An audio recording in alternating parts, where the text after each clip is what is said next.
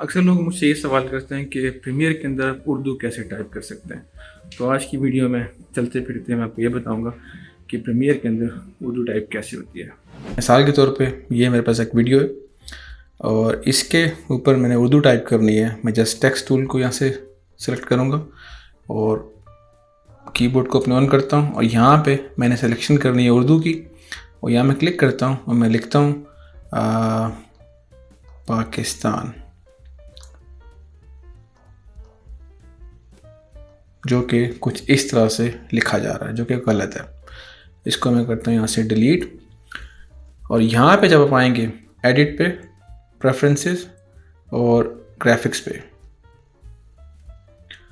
यहाँ पे जब आप आते हैं तो आपको कुछ ऑप्शंस मिलते हैं ग्राफिक्स के आगे, यूरोपियन एंड ईस्ट एशियन और south Asian and middle east. आपने यहाँ क्लिक करना है और लेफ़्ट टू राइट को, राइट टू लेफ़्ट, जैसे आपकी मर्ज़ी है आप उसको चूज़ कर सकते हैं और फिर आपने ओके करना है तो सब चीज़ें सही हो जाएंगी। लेकिन इससे पहले ये कि आपके पास जो वर्जन है प्रीमियर का वो मिडिल ईस्ट वर्जन होना चाहिए। अगर वो मिडिल ईस्ट वर्जन नहीं है तो फिर आप इसमें उर्दू टाइप नहीं कर सकते। तो जस्ट आपने ओके प्रेस करना है और अगेन मैं कीबोर्ड पे आऊँगा, उर्दू मैंने सेलेक्ट की हुई है और मैं टेक्स्ट टूल को सेलेक्ट करता हूँ। यहाँ मैं टाइप करता हूँ पाकिस्तान, एक इजाफी वर्ड है आगे, खपे, पाकिस्तान खपे।